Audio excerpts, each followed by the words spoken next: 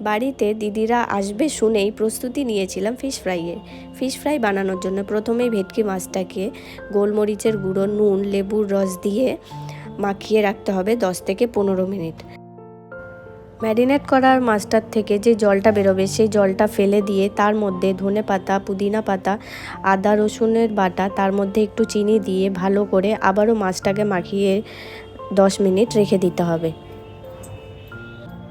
এরপর একটা বাটিতে 3 থেকে 4টে ডিম নিয়ে তার মধ্যে গোলমরিচের গুঁড়ো, নুন দিয়ে ভালো করে ফেটিয়ে রাখতে হবে। ব্রেড ক্রামের মধ্যে গোলমরিচের গুঁড়ো আর নুন মিশিয়ে নিতে হবে।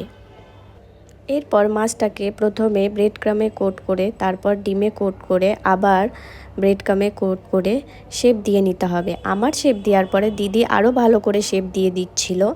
তারপর শেপ দেওয়া হয়ে গেলে 15 মিনিটের জন্য রেখে দিতে হবে ফ্রিজে সেট হওয়ার জন্য।